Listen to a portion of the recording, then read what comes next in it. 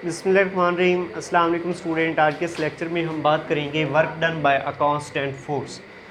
Work done physics में physical efforts को बोला जाता है। तो आज के इस टॉपिक में सबसे पहले हम वर्क डन की डेरिवेशन से मुतल्लिक बात करते हैं। उसके लिए हम सपोज़ करते हैं कि ये हमारे पास एक ऑब्जेक्ट है जिसका मैस m है। इस ऑब्जेक्ट पे कोई F फोर्स एक्ट कर रही है at the angle of theta degree along the direction of motion. तो ये ऑब्जेक्ट इस पोजीशन से कोई d डिस्प्लेसमेंट कवर करके इस नई पोजीशन पे आ जाता है। तो इस केस में under the action of this applied force object जो इस पोजीशन से नई पोजीशन पे डिस्प्लेस हुआ है, इस पे कितना वर्क डन हुआ है उस वर्क डन का डेरिवेशन हम करेंगे। आप लोग प्रीवियस क्लासेस में वर्क डन का डेफिनेशन पढ़ते आ रहे हैं। वर्क डन का डेफिनेशन कुछ इस तरह से आपने पढ़ रखा है कि अगर एक ऑब्जेक्ट पे फोर्स अमल करे और वो ऑब्जेक्ट फोर्स की डायरेक्शन में डिस्प्लेसमेंट कवर करे तो अप्लाइड फोर्स और डिस्प्लेसमेंट का जो प्रोडक्ट होता है उसको आप वर्क डन का नाम देते हैं। लेकिन यहाँ पे इस कंडीशन में फोर्स और डिस्प्लेसमेंट दोनों सेम डायरेक्शन में नहीं है। तो इस केस में हम फोर्स या डिस्प्लेसमेंट को उसके रेक्टेंगुलर कंपोनेंट में रिजॉल्व करेंगे। तो यहाँ पे हम फोर्स को इसके रेक्टेंगुलर कंपोनेंट में रिजॉल्व करते हैं। फोर्स को इसके रेक्टेंगुलर कंपोनेंट में रिजॉल्व करने के लिए हम फोर्स वेक्टर के हेड पे जाते हैं और ड्रा करते हैं यहाँ पे normal.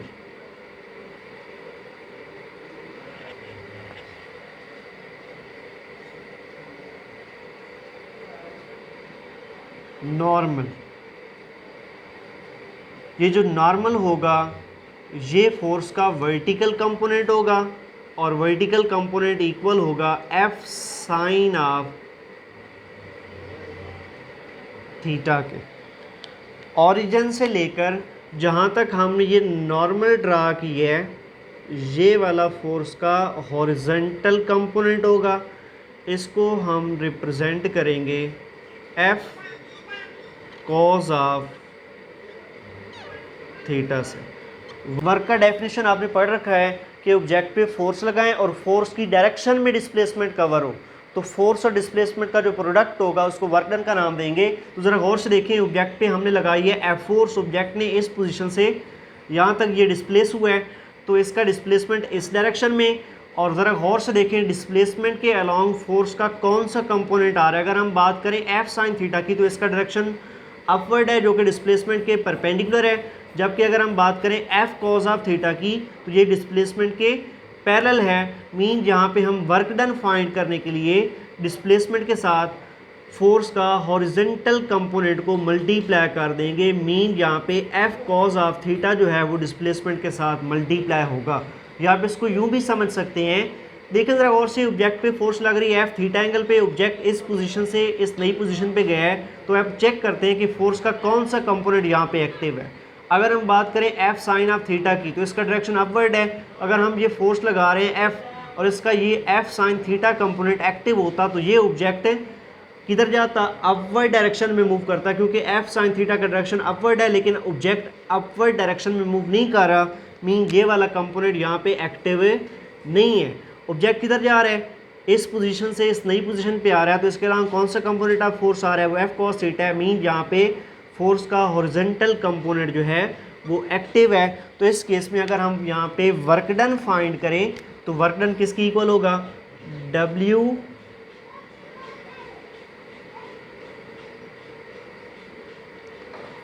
Is equal to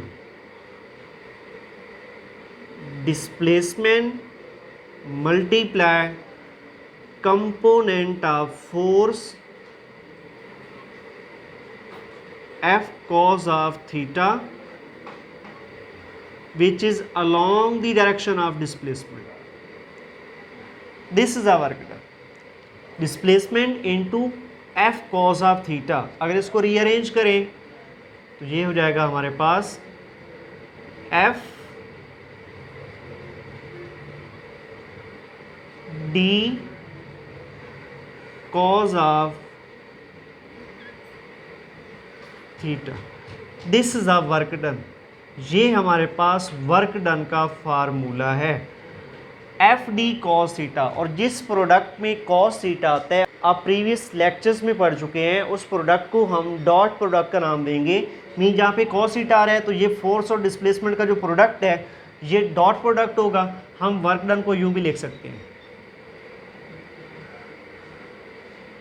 cos theta की जगह पे हम डॉट लगा देंगे तो ये हो जाएगा हमारे पास force dot displacement. The dot product of force and displacement is called work done. Force और displacement का जो dot product होता है इसको आप वर्क डन का नाम देंगे। और ये आप प्रीवियस लेक्चर्स में पढ़ चुके हैं dot product of two vectors में, कि डॉट प्रोडक्ट से जो रिजल्टेंट क्वांटिटी मिलती है हमें वो एक स्केलर क्वांटिटी होती है। मीन जहाँ पे फोर्स और डिस्प्लेसमेंट जो कि दोनों वेक्टर क्वांटिटीज़ हैं इनका यहाँ पे डॉट प्रोडक्ट आ रहा है जो कि वर्क डन के इक्वल है, तो ये वर्क डन हमारे पास एक स्केलर क्वांटिटी होगा। Yes, work done is a scalar quantity. अगर हम इसकी यूनिट से मुतल्लिक बात करें, वर्क डन का जो यूनिट है वो कितना होगा, ज़रा गौर से देखें। फोर्स का यूनिट होता है न्यूटन और डिस्प्लेसमेंट का यूनिट होता है मीटर। तो वर्क डन का यूनिट हो गया न्यूटन मीटर, इसको हम बोलते हैं joule.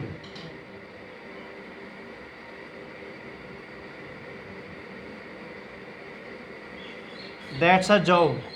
The SI unit of work done is equal two joule. इसको आप जूल का नाम देंगे। 1 जूल किसकी इक्वल होगा, 1 जूल, इसका सैम्बल कैपिटल जे होता है। 1 joule is equal to 1 Newton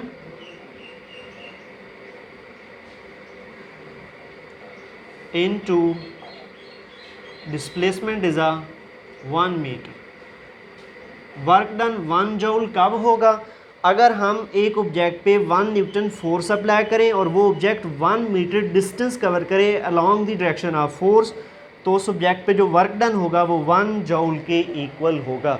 अगर हम वर्क डन की डायमेंशन से मुतल्लिक बात करें, डायमेंशन के लिए आपको पता है डायमेंशन लिखने के 2 मेथड होते हैं। या तो आपको एसआई क्वांटिटी का यूनिट पता होना चाहिए या फिर उसका फार्मूला पता होना चाहिए। तो हमारे पास यूनिट है वर्क डन का, इसी को यूज़ करते हैं, न्यूटन मीटर। न्यूटन किसकी इक्वल होता है, आप लोग जानते हैं, न्यूटन इक्वल होता है किलोग्राम मीटर पर सेकंड स्क्वायर इनटू मीटर आ रहा है हमारे पास, तो ये किसकी इक्वल हो जाएगा, किलोग्राम मीटर इनटू मीटर, इसको लिखेंगे मीटर स्क्वायर पर सेकंड स्क्वायर। ये हमारे पास वर्क डन को हमने इसके बेस यूनिट में लिख दिया। अब इसकी डायमेंशन लिख लेते हैं। वर्क डन की डायमेंशन W, आपको पता है जिस किसी क्वांटिटी की डायमेंशन लिखनी होती है उसको स्क्वायर ब्रैकेट में लिखते हैं, तो इसके अराउंड स्क्वायर ब्रैकेट डाल देंगे, is equal to square bracket का इस्तेमाल करेंगे।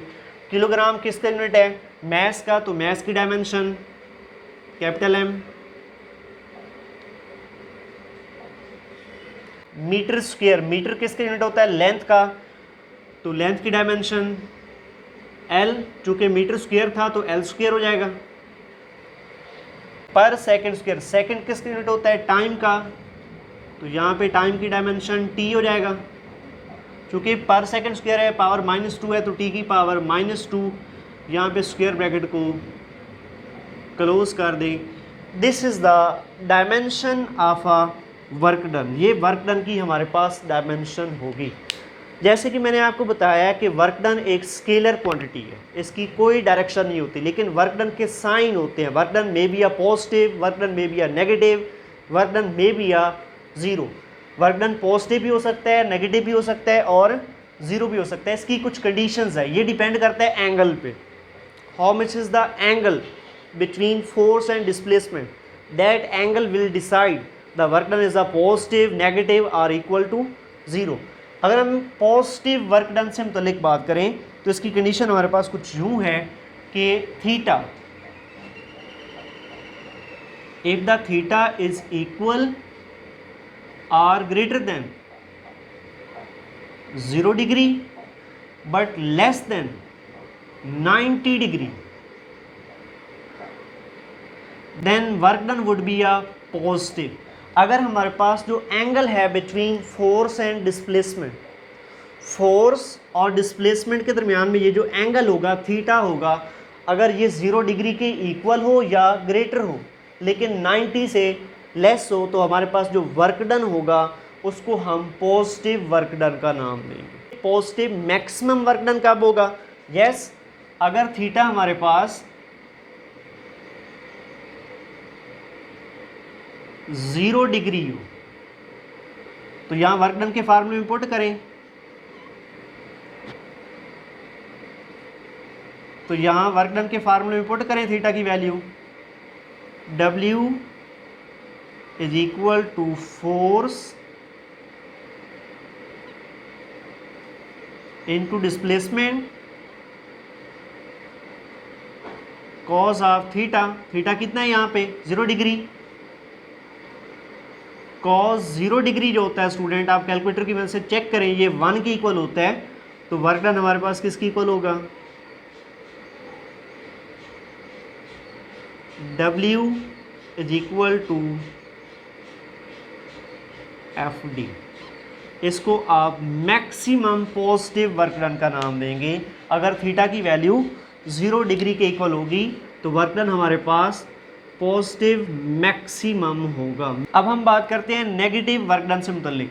अगर हमारे पास जो थीटा है बिटवीन फोर्स एंड डिस्प्लेसमेंट वो 90 डिग्री से ग्रेटर हो और 180 के इक्वल हो या उसे स्मॉलर हो, तो जो वर्क डन होगा उसको नेगेटिव कंसीडर किया जाएगा। ये लिख देता हूँ यहाँ पे, if theta is greater than 90 degree but equal or less than 180 degree, then work done would be a negative. तो वर्क डन हमारे पास नेगेटिव के इक्वल होगा। और वर्क डन मैक्सिमम नेगेटिव कब होगा? जब थीटा की वैल्यू 180 डिग्री होगी, तो वर्क डन मैक्सिमम नेगेटिव होगा। यहाँ पे मैक्सिमम पॉजिटिव था, मैक्सिमम नेगेटिव कब होगा? जब थीटा की वैल्यू 180 डिग्री होगी। यहाँ पे वर्क डन के फार्मूले में 180 पुट करें, F D cos of 180, cause of 180 calculator की मदद से चेक करें, ये -1 के इक्वल होगा, तो वर्क डन की वैल्यू किसकी इक्वल होगी?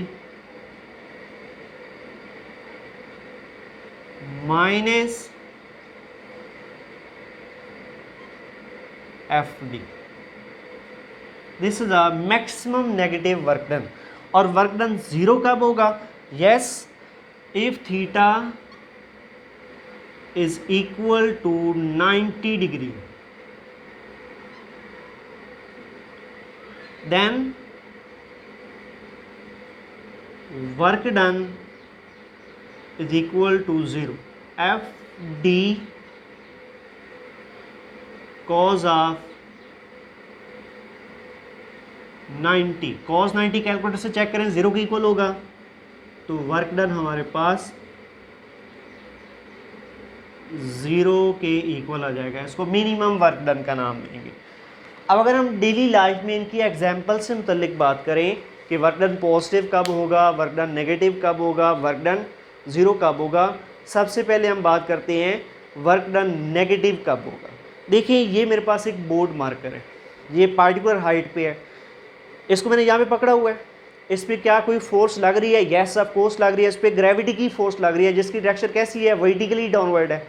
अगर इसमें बोर्ड मार्कर को अपवर्ड डायरेक्शन में डिस्प्लेस करो, इस पर फोर्स ग्रेविटी की किधर लग रही है? नीचे। मैं डिस्प्लेसमेंट किधर दे रहा हूँ? अपवर्ड।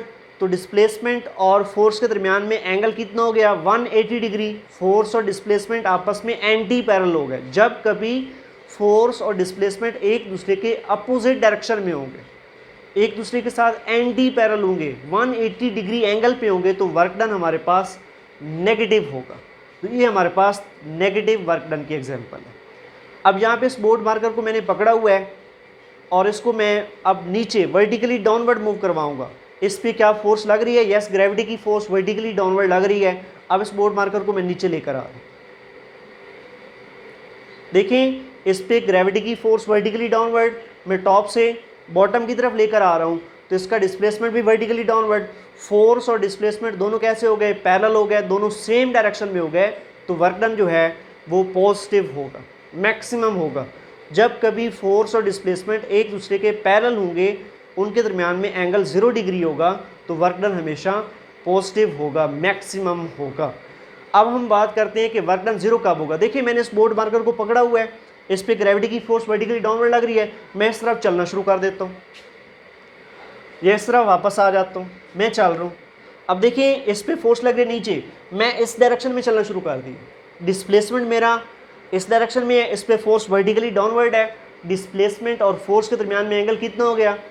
90 हो गया, दोनों आपस में परपेंडिकुलर हो गए। जब कभी फोर्स और डिस्प्लेसमेंट एक दूसरे के परपेंडिकुलर होंगे, तो उस केस में वर्क डन कितना होगा? 0 होगा। तो ये रूल्स आप अपनी डेली लाइफ में यूज़ करके मुख्तलिफ कंडीशंस में अपना वर्क डन कैलकुलेट कर सकते हैं। वर्क डन फिज़िक्स में फ़िज़िकल एफर्ट्स को बोला जाता है, मेंटल एफर्ट्स को फिज़िक्स में वर्क डन का नाम नहीं दिया जाता। अब हम graphical representation of work done by constant force से मुतल्लिक बात करते हैं। तो यहाँ पे हमने फोर्स और डिस्प्लेसमेंट के दरमियान में एक ग्राफ प्लॉट किया हुआ है। डिस्प्लेसमेंट को हमने एक्स एक्सिस के अलॉन्ग लिया है और फोर्स को वाई एक्सिस के अलॉन्ग लिया है। फोर्स को न्यूटन में मेजर करेंगे, जबकि डिस्प्लेसमेंट को मीटर में मेजर करेंगे। अगर ग्राफ अपवर्ड डायरेक्शन में जाएगा तो मीन फोर्स बढ़ेगी, नीचे आएगा तो फोर्स कम होगी, और ग्राफ अगर हॉरिजॉन्टली इस डायरेक्शन में मूव करेगा तो मीन डिस्प्लेसमेंट बढ़ेगा, ग्राफ बैकवर्ड आएगा तो मीन डिस्प्लेसमेंट की वैल्यू कम होगी। अगर हम बात करें work done by constant force की, तो उस केस में जो फोर्स और डिस्प्लेसमेंट का ग्राफ है वो हमें हॉरिजॉन्टल स्ट्रेट लाइन मिलती है। ये एक हॉरिजॉन्टल स्ट्रेट लाइन का क्या मतलब है? देखिए, जब हम बात करते हैं work done by constant force, जहाँ पे फोर्स की वैल्यू कांस्टेंट है, फोर्स तब्दील नहीं हो रही, तो ना तो ग्राफ ऊपर जाएगा ना ग्राफ नीचे आएगा। लेकिन वर्क डन हो रहा है, मीन फोर्स एक्ट कर रही है, डिस्प्लेसमेंट ऑब्जेक्ट कवर किए जा रहे हैं, तो ग्राफ हॉरिजॉन्टली शिफ्ट होगा। मीन फोर्स कांस्टेंट है और डिस्प्लेसमेंट इंक्रीज हुए जा रहा है। इस पॉइंट को हमने पी का नाम दिया है। अगर यहाँ से हम नॉर्मल ड्रा करें इस पॉइंट से, इस पॉइंट को आर का नाम दे दें, इसको एस का नाम दे दें, तो ये एक रेक्टेंगल बन जाएगी। इस रेक्टेंगल में ये जो शेडेड पोर्शन है, ये जो shaded portion of force displacement graph है, अगर इसका हम एरिया फाइंड कर लें तो वो इक्वल होगा वर्क डन के। The area of force displacement curve is equal to work done. ये एमसीक्यूज बारहा आपके पेपर में पूछा जा चुका है। तो ये था हमारा आज का डिस्कशन टॉपिक, जिसमें हमने बात किया work done by constant force से मुतल्लिक। मिलते हैं नेक्स्ट वीडियो में, तब तक के लिए अल्लाह हाफिज़। अपना बहुत ज़्यादा ख्याल रखिएगा और हमारे चैनल को सब्सक्राइब करना मत भूलिएगा।